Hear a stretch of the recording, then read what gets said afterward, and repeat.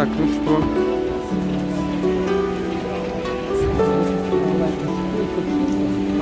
Ananda Kriya. А, это не школа.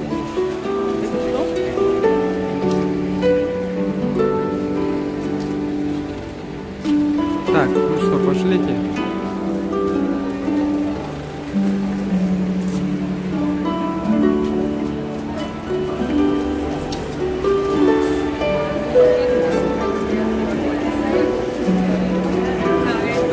Ай, ай.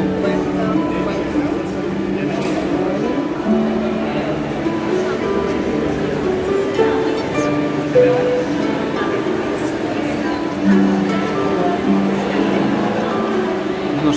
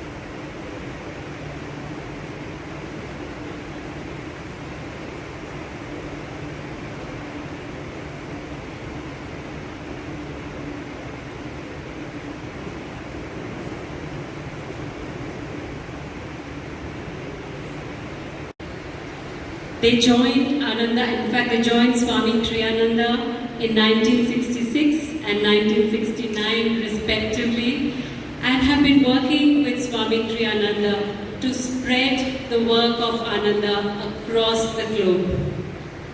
They were both named Kriyacharyas by Swami Kriyananda himself, and since then have been disseminating the practices of Kriya Yoga throughout the world and blessings many souls.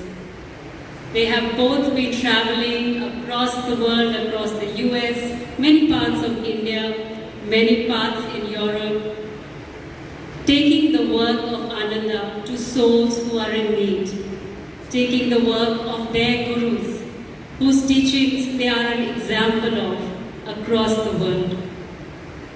They are also authors of many wonderful books on the topics of meditation and related topics like 30-Day Essentials in Career, How to Meditate, Faith is My Armor, and I'm delighted that today we also have at the bookstore outside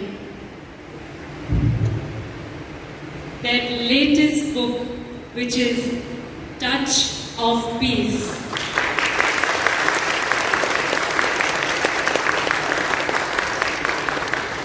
We are eternally grateful to you, Jyotish Devi2, for blessing us with these wonderful teachings, all compiled in this wonderful books. Everybody who would like to take a copy of this book is available outside at the bookstore. So please reach out and take your copy if you are keen to. Thank you. Now I'd like to invite Shuchi and Shuchi again to offer our love, our gratitude in the form of these beautiful flowers to them.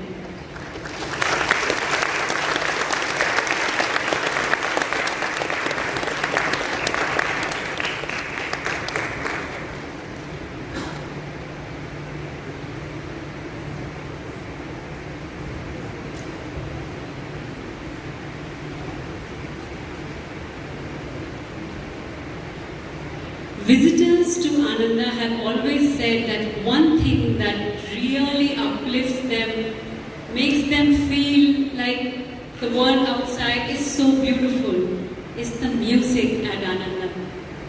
And what a better way to start this wonderful proceedings of the day by inviting the choir. May I invite the choir to please come up on stage, please.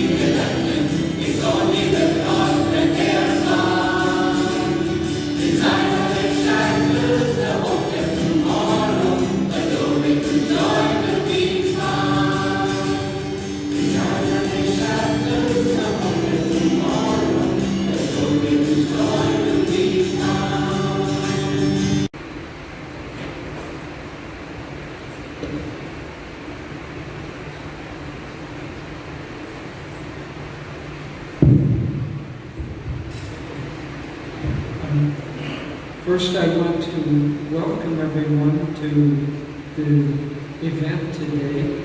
All of our Indian friends, we have people who traveled a long way to be here today.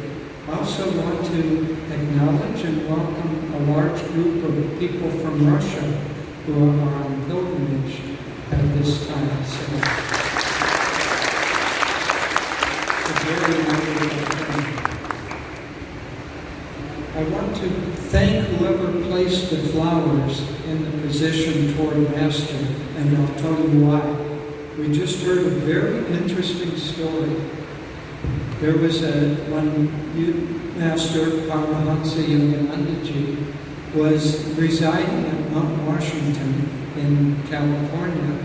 There was a monk who was a gardener, and every morning he picked a beautiful fresh flower, put it in a vase, and then he placed it on Master's desk where Master was working throughout the day.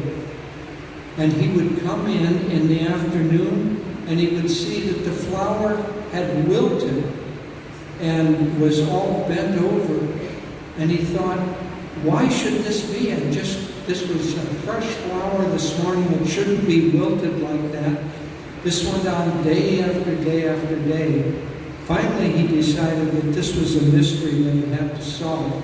And so he concealed himself after he placed the flower, and he watched as Yoganandaji came in and began to work. And he saw that the flower spontaneously bent over as if offering itself at the Guru's feet. And so I'm glad these flowers are now offered at the Guru's image. They don't have to leap off the table.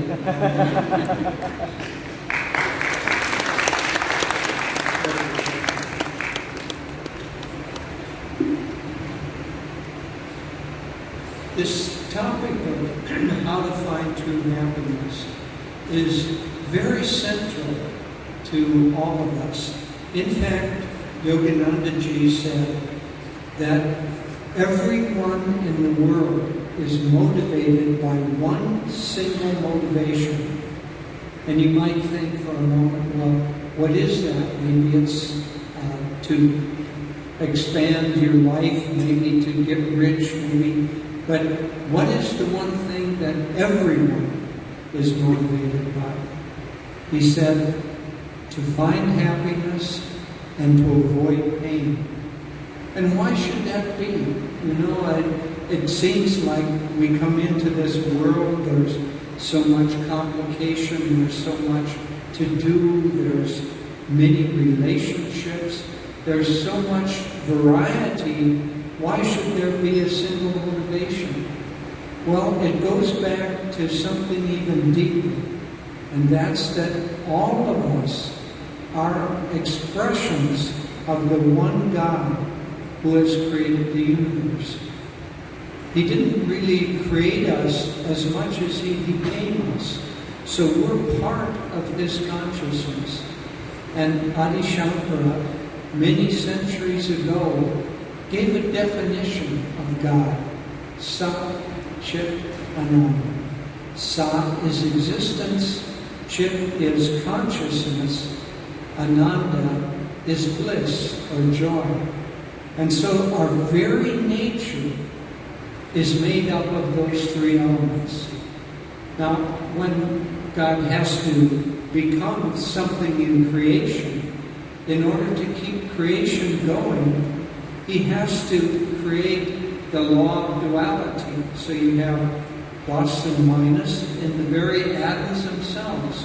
There is an electrical charge that creates the space in an atom. The electron is negatively charged. The core of the atom is positively charged. And that duality allows existence to come into being. If it weren't, it would all collapse. But in that duality, we have joy, and we have its opposite, which, in fact, there is no opposite to trueness, because it's pure. But God tamps down that bliss and creates happiness. And so what we're really seeking is the bliss that is our own true self. But because of the way God has fixed this world, Yogananda Ji said that this world has been created for our entertainment and education. And then he added wryly, but how few are either entertained or educated. And so we find ourselves caught up in the daily living and in the search for how to find the happiness that's motivating us. We can't go directly to bliss because, well, I'll get into that. That's really the subject of what I'm going to talk about. Just take it for now. We can't go directly to bliss. We have to go toward happiness. Happiness always because it's in the world of duality. The ego is the center of our world of duality. Yogananda identified or defined the ego. Remember that soul nature is Sat-Chit-Ananda. But when that Sat-Chit-Ananda becomes identified with a single body and a single personality, we think we are this body, we think we are this personality, and therein lies the rub. As long as that universal form of which we are made becomes condensed into a little tiny speck in this world of duality, then we become subject to the laws of duality. And the laws of duality pertaining to happiness is that as long as you seek happiness, you are going to have to experience the opposite, which is unhappiness. And so we keep searching for something that will give us happiness. And those who are wise try to find something that will be a little bit more permanent. Many people seek happiness secondarily. They don't really think of seeking happiness. In fact, we made a movie called Finding Happiness. And one of the central points of the movie is don't seek your happiness through secondary objects. So people think, I want to be happy, that's the motivation. They don't think that, it's just part of our nature. We want to be happy. And then they think, how can I be happy? Well, if only I had this house, then I would be happy. If only I had this husband or this wife, then I would be happy. If only I had this bank account or this fame or this position in society, then I would be happy. Yogananda said that is the motivation that's used to get a donkey to walk along carrying your load. He said, donkeys are stubborn, and so is the ego.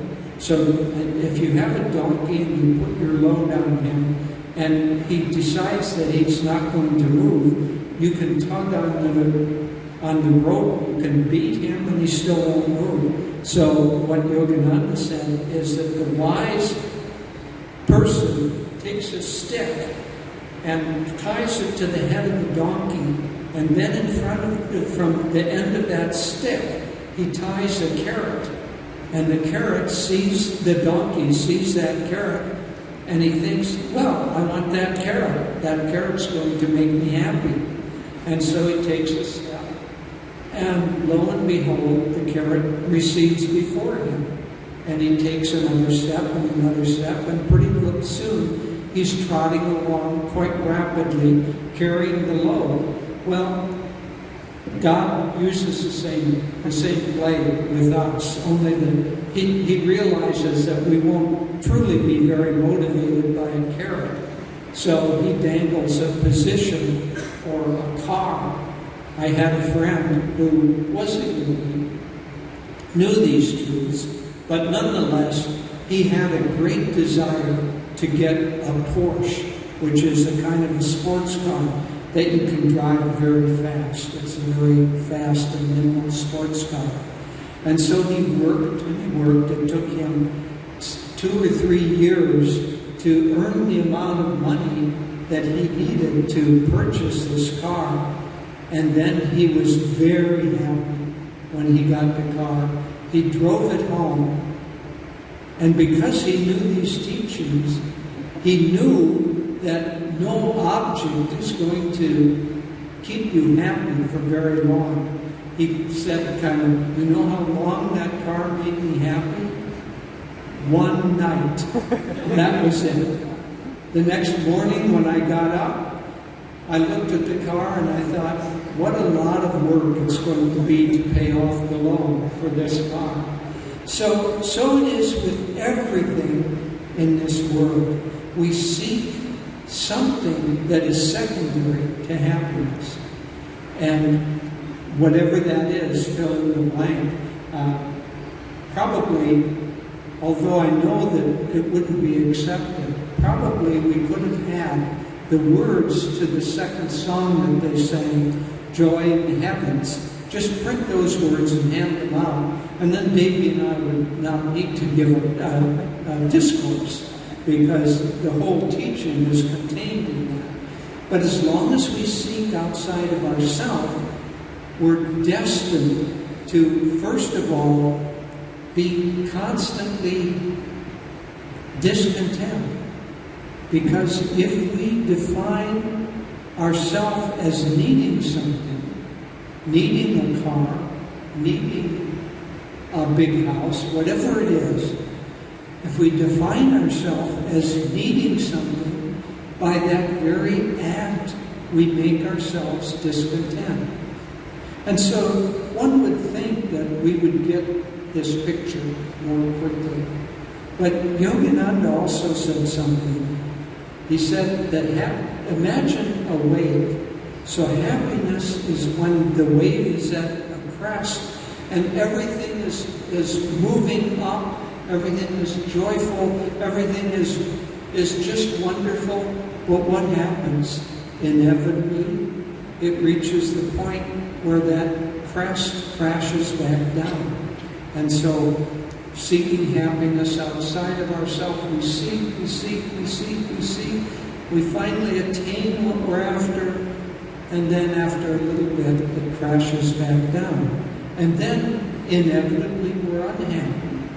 We're unhappy perhaps because we have to pay off a loan, or because we realize that fleeting happiness is impermanent, and we're worried about losing it. So you get a new job, a good promotion, and then all of a sudden you're worried about losing that position, losing the benefits that come with it. So contained in that very movement is the crest, and then it goes down to unhappiness, and then the wave motion starts again. But Yogananda said something else, and this is the thing that we should all be a little frightened by. He said that sometimes that motion of the ups and downs begins to calm. You've no doubt seen an ocean that was stormy, and then after the storm, the ocean is calm, and there are very few waves, and the waves don't make much. He said, the trough is unhappiness, the peak is happiness, but in the middle, when the movement begins to quiet down, and this is the thing that should frighten us, he said, we ourselves get bored, and we want to whip up the wave motion again.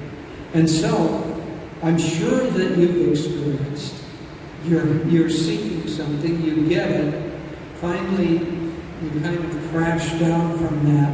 The delight of having it has worn off, and you wonder, oh, what's next? Getting kind of boring. Maybe I need, and then you fill in the blank, I need something. And so we keep whipping ourselves up and whipping ourselves up. And this goes on and on and on. And it goes on for many, many, many lifetimes. We're chasing that carrot that's in front of us. Only each lifetime, the carrot gets freshened like that flower in front of Master. And so we get a new body, a new energy with new desires. And it goes on until Yogananda said it achieves an anguishing sense of monotony. How many times will this happen again and again? How many times will I be fooled by thinking, if only I could get this, then I would be happy? There was an incident that happened. Ananda Village in California is a community filled with about as many people as are here, maybe more, and families. And we have there a little market. And one day, Devi was in the market, and she was watching a mother and a young son who was about 6 years old at this time. And the mother was shopping. And the son said, Mommy, Mommy, can I have an ice cream cone? Can I have an ice cream cone? And the mother said, no, it's near dinner time. I don't want you to have an ice cream cone. It'll ruin your appetite, so no, you can't have it. And the boy just kind of stopped. And he said, Mommy, I don't want to be in this world anymore. And the mother, what was going on in the soul of the boy was the anguishing monotony of wanting something and knowing either you couldn't get it, or if you did get it, it wasn't going to last long. So this was an old soul born to a family of yogis. And he said, Mommy, I don't want to be in this world anymore. Well, the mother naturally said, okay, you can have the ice cream. Let's go get it. But the point is that we come to a time in the soul's evolution at which it takes on an anguishing monotony, and we realize that there must be a solution to finding happiness that doesn't just have this repetitive process that goes on and always ends in disappointment. Master said, you can be sure that delusion keeps only one promise. And that one promise that delusion keeps is that it's going to disappoint you. And so, if we want happiness, and we do, and we've finally figured out that we can't find happiness by obtaining things outside of ourselves, then we really begin the time in which we begin a spiritual search. Because remember what we're really after. We aren't after anything outside. We're after the remembrance and the reclaiming of the essence of who we are, that Sat Chidananda that always resides within. And so the first major step is when we begin to realize that this world does not work, and yet I am still unfulfilled, is we begin to look for somebody or something that can be a guide to us. And first, we may pick up a book. We may read about some self-help ideas. We may read about health. We may read about many subjects. But in doing that, there's a big difference that we've already made, because in those books, we're looking at ways that we can change ourselves, not change the world, not obtain things, but change ourselves. And that is a very, very important step when we realize that only the change of the self, the way our behavior is, that's the only thing that's going to work. And so that motivating force of seeking will draw us first to good books, then to teachers that are wise teachers, and ultimately it will draw us to to a guru because it is the guru who is able to reintroduce us to our true soul nature. Everything else will bring us toward that and will help us move step by step. But we can't, when this inner process of finding happiness, we don't find happiness like an object. It's no longer a carrot in front of our nose that we can obtain. As we begin this inner process, we realize that happiness cannot be obtained by getting something. Happiness is like a seed that has to be grown from that seed into a plant. And so then, instead of seekers, we become gardeners. And the master, the guru, is telling us how to grow the inner nature of our own being. And in that growth, in that seeking, a gardener can't just plant the seeds and then go back on the couch and say, I'm going to wait till they grow and become a big tree, and then the fruit will fall on my lap and I'll eat it. Our wonderful renunciates are starting a big organic farm near Chandigarh, and they realize that methodology does not work. It takes a lot of work to grow a beautiful garden. And so the master gardener, the guru, is going to guide us. He's going to tell us, but we ourselves have to enter into a period of self-discipline, of hard work. There's no way around it. You cannot get to the goal of being free from delusion without hard work. And so you have to put in the effort. On this path, that effort is meditation and service primarily. Why meditation and why service? For this reason, remember what we're trying to find is our own self that is free from ego. So here's the real formula. I want you to remember this, please. The less you have of ego, the more you will have of happiness. The less you have of ego, the more you will have of happiness. And there are two ways that are prime above anything else to find that.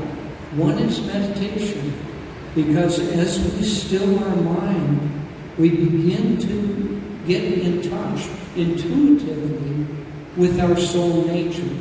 And in that soul nature, we find everything that we're looking for, because it is really our soul nature that we are looking for. And so if we wanted position, we wanted power, we find in our soul nature that there's power, but not power over things, power over ourselves.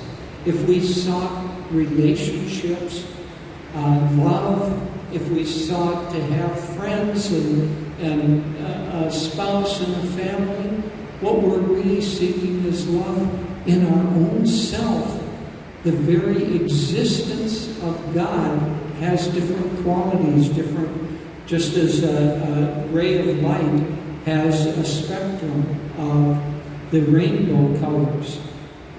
God comes into nature with a spectrum of qualities. And so love is part of our own eternal nature. And the love that we seek outwardly through others, in meditation, in the quieting of the mind, in the connecting intuitively with our soul nature and with God, we find we don't need to seek love, because we are love. It's part of our very being. And so, with wisdom and joy and light and sound, all of creation, we begin to find that what we are seeking is not only within us, but it is us. This is our very nature. We don't have to import it from someone else. So meditation is just the calming of the mind and concentrating. Yogananda Ji defined it. Meditation is deep concentration on God, Satchidananda, or on one of God's qualities, these different aspects. And so when we meditate on that, our egoic separation begins to fall away, because we find that this is who we are. And happiness becomes not only available to us, but it becomes, because we know that it's within, it becomes a perpetual choice that we make. We can simply choose to be happy. Choose to be happy at any time whatsoever, no matter what we're going through. There's, as Yogananda said, a joy appropriate to everything in nature, even grief, even sorrow. Underneath is an ocean of joy. So the other thing that is very helpful is service to others. Because remember, we're trying to diminish the sense of ego and the sense of self. And if the more you're self-involved, the more you think about yourself, the unhappier you're going to become, because you just submit yourself to these collapsing forces of the gravitational pull of duality. And so by thinking of others, by serving others, we begin to expand the heart, we begin to expand the mind, and then the more we do that, the more we think of others, the less we think of ourselves, the happier we become. And that happiness becomes permanent. Think of this image. You've all seen a funnel, wide at the top and narrow at the bottom. So the ego is narrow, the soul is wide. If we have that funnel balanced on the life at the pointy end, it's very unstable. Any little breeze comes along, blows that over. So this funnel, let's define this funnel for now as our happiness. So if it's set down at the narrow end, any little breeze comes along and topples it over and we're unhappy. Or a big wind comes and it topples it over. Well, if we make a little progress and we still have the narrow end, but the narrow end is wider, now it is a little bit more stable, but still anybody coming by brushing it can knock it over. And Lord knows this life is going to give us hard knocks. And so if your happiness still resides even a little bit outside yourself, it is available to be knocked over. So what we want to do is to expand our consciousness, expand those we care about, those we think about, those we serve, so that Yogananda said, don't think of only your family. Called that us four and no more. Said this is the social way to samadhi. Get rid of us four and no more. Think of the neighborhood that you live in, the group that you have, the nation, the whole world. And if the whole world becomes that which you care about, then your funnel no longer has a narrow end, and nothing can knock it over. And so these two especially, meditation and service to others, Yogananda Ji defined that as the essence of our path. So if you want to be a master gardener, Yogananda Ji has given us the plot, he's given us the design, but we have to put in the hard work. We have to meditate daily. We have to try to meditate deeply. The more we do that, the more we will find permanent happiness residing in. And because we aren't going to meditate all day long and all night long, we should spend our working hours trying to be of service to others, trying to be a light to the world, trying to the best of our ability to recognize that the one God that resides within us resides in everyone and everything in this world. And when we can truly understand that, we will come back to our own highest self, where permanent bliss resides forever and forever.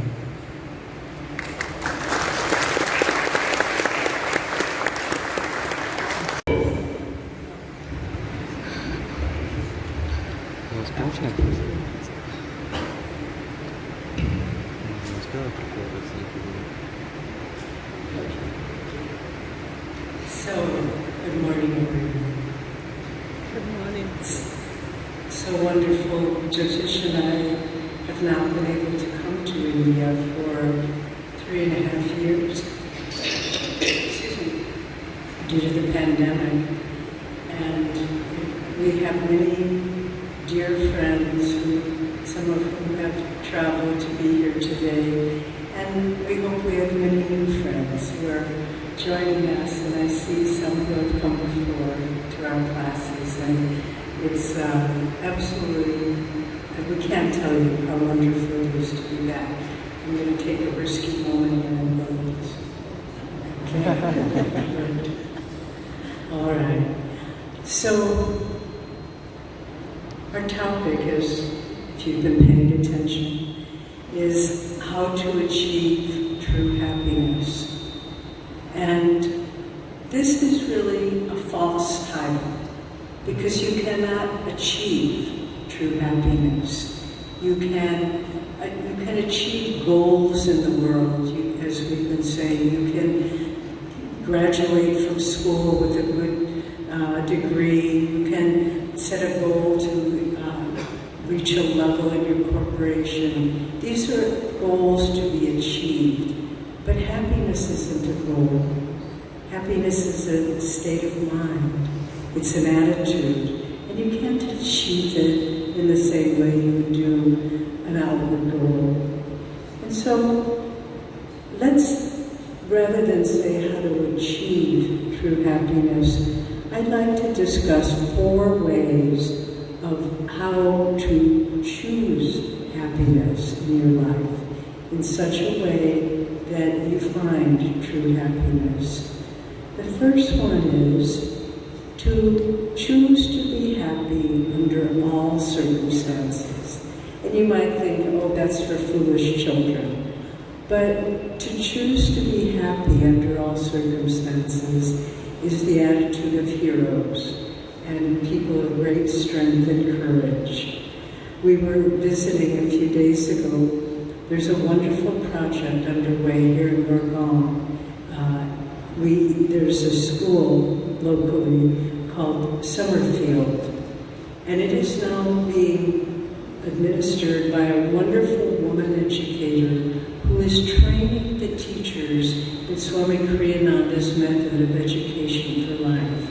And I really feel like this school is a prototype for education of the future in India and in the world.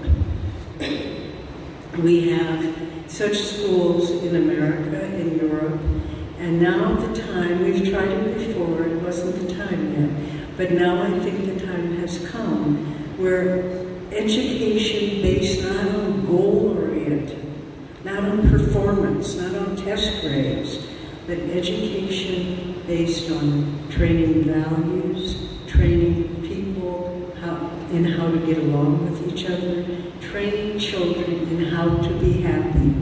And we were touring this school a few days ago, and this woman, her name is Amita, who is in charge, she has a favorite children's illustrator and author, a Japanese man, Kobe Yamaha. I never had heard of him before.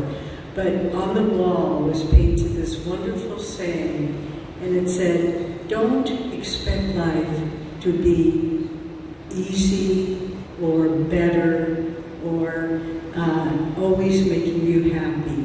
Learn learn to be happy now, and you will come to realize whatever the day or the time, it is always that now. And that's the beauty of it, that the now is Swami Kriyananda says it in one of his songs, there's joy in the heavens. We sang it, why wait for tomorrow? You've only this moment to live.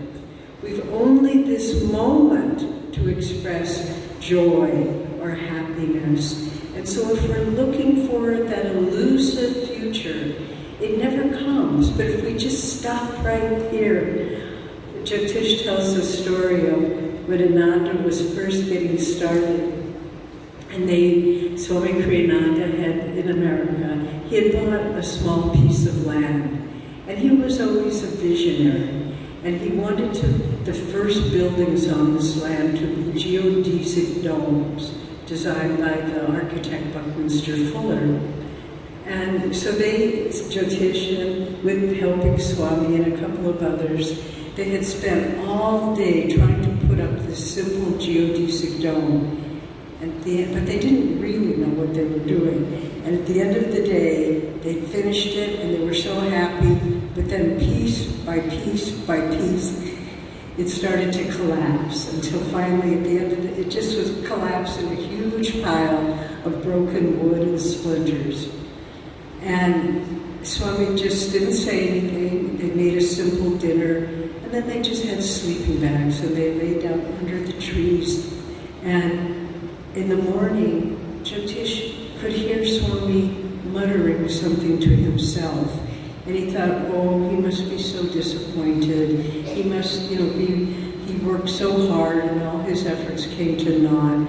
But then Jyotish said he kind of leaned over and he could hear what Swami was saying to himself. Joy, oh joy, joy, oh joy. The heaven within us that nothing can diminish. We will all stand on the broken shreds of our life in one way or another, whether it's through death or loss or whatever it may be. But if in the middle of that we can simply say, oh joy, oh joy. I remember when I had a very dear and beloved mother, and in the last days of her life, she was a very wise and spiritual woman. And we all knew she didn't have many days left. And I was holding her hand and I said, don't be afraid, Mom. And she looked at me very surprised. She didn't practice yoga, she didn't know these teachings. But she said, I'm not afraid. This is my next step. And she said, but I'm going to be looking down on you kids, so you better behave yourselves. I said, okay, Mom, okay, we'll be good. But I was 40 years old at the time. But in any case, even in moments like that, you can find the ability to find joy within yourself. So, choice number one, no matter what's going on, you find a way to stand firm on your feet and say, I affirm joy. Master said, the yogi should be able to stand unshaken amidst the crash of breaking worlds. We can do this if we choose to do it, if we choose a victim consciousness in life. Oh, poor me, look what they did to me, they didn't think of me. We will never be happy. But if we choose, no matter what, I will find peace of mind, I will find happiness in exactly this moment. You realize at first it takes effort, but then it becomes a way of life. And it doesn't take effort anymore. So that's the first choice. The second choice to find happiness is to choose self-transformation. Each one of us has qualities, past tendencies, samskars, memories, whatever it may be. Oh, hello, Amita, I'm glad you're there. I didn't see you, but I wanted to share that quote anyway.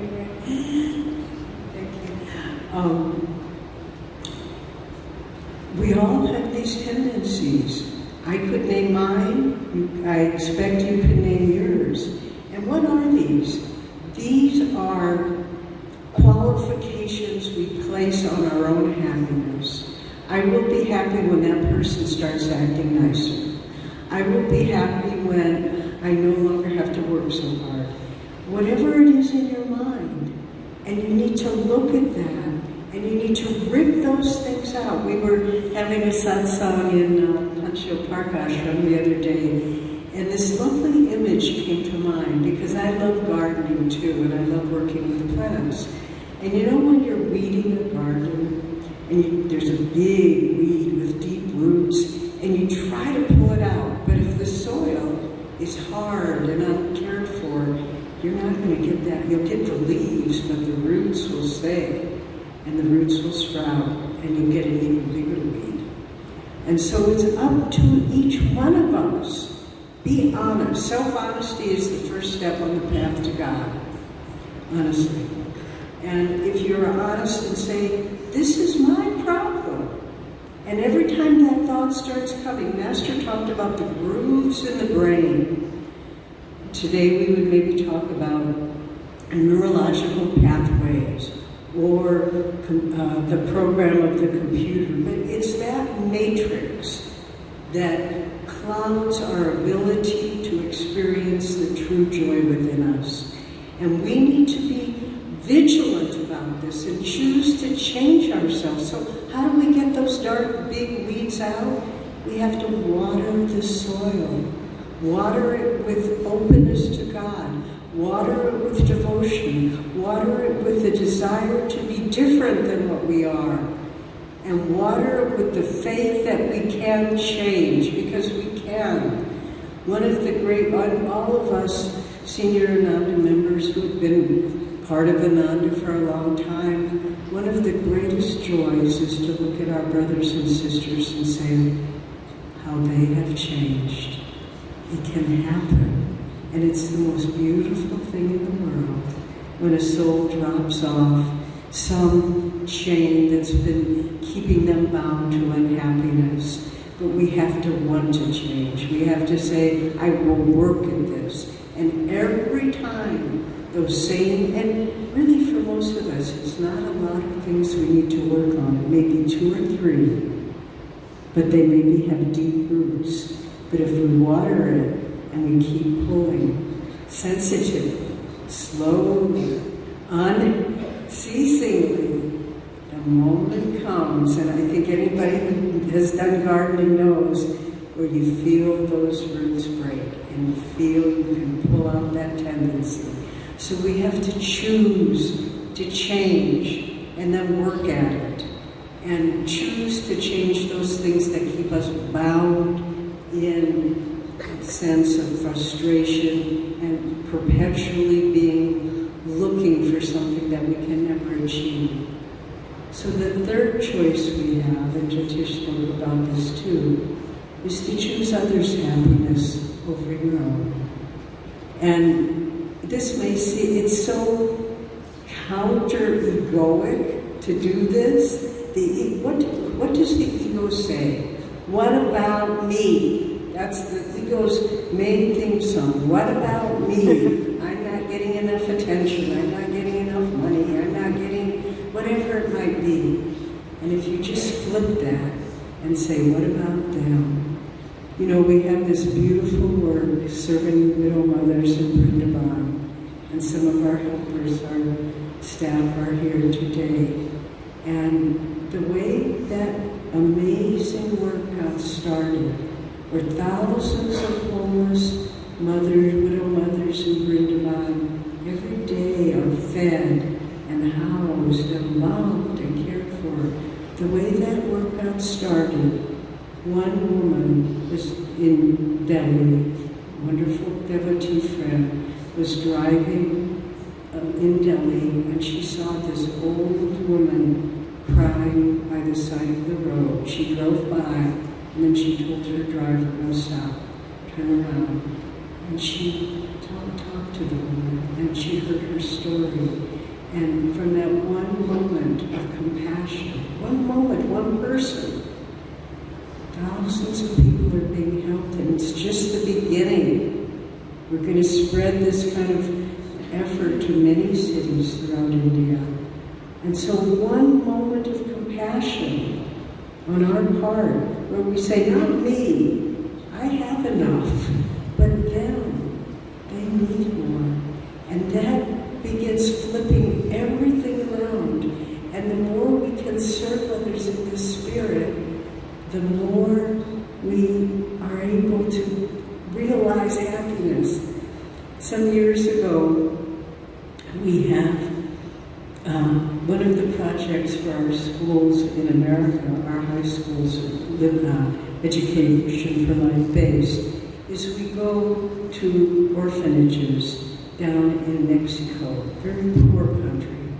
And we bring our high school students along, and we stay. I was one of the adults, traveled 1 year. We stay in the orphanage with the children in this very poor area of Mexico. There were about 300 children in this orphanage, but amazingly quite happy. And they had 2 or 3 old women who were the cooks. And they would cook, mainly what we ate were beans and tortillas. That was the diet, pretty much 3 meals a day. And one day, 2 of my American friends said, well, we want to go pray in the nearby church. And I said, okay, I'll stay and help prepare the dinner.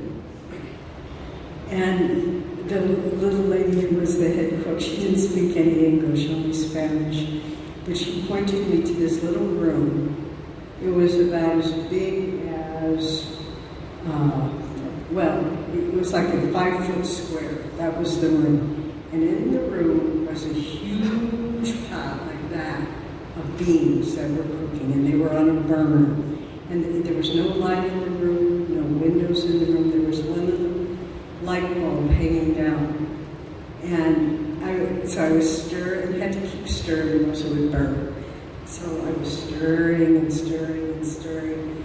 And at a certain point, my back was getting a little sore, so I put my hand down. There was a little counter behind me, and I felt something running up my arm. And it was cockroaches. But all around me, there were cockroaches. And then I kept stirring, and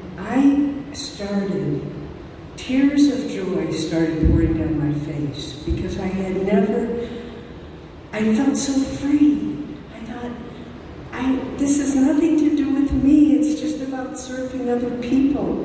And I was so grateful to stand there in that hot room with the cockroaches and the one light bulb and the big pot of beans. And it was just the losing yourself in the thought of serving others.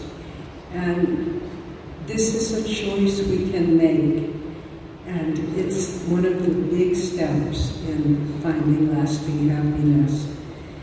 And then finally, we need to choose to experience God's joy within us. Someone asked us recently, what's the difference between happiness and joy and bliss? And we said, well, there's not a difference, it's a spectrum. Happiness is that which is still affected by the duality of the world. Joy is the next step, when we choose always to express that under all circumstances. But then finally, there's the bliss of God. And you may think, oh, well, that's kind of far away from me. But friends, it isn't. It's inside of you. All you need is to still the mind, still the heart, stop reacting, stop expecting, serve others, choose to change, all of these things we've been talking about. And Master concludes his magnificent poem, Samadhi, with the words, from joy I came, for joy I live, in sacred joy I melt. 4 veils of solid, liquid, vapor, light, lift aright. Myself in everything enters the great myself. Gone forever, fitful flickering shadows of mortal memory, spotlight cosmos is my mental sky, below, ahead, and high above. Eternity and I, one united ray, a tiny bubble of laughter. I become the sea of mirth itself. So this is a choice we have. We can do this. Master has come to show us the way, to give us these teachings, but as much as anything, to give us His grace, to break through the fitful, flickering shadows of mortal memory, and to find the sea of bliss itself. God bless you.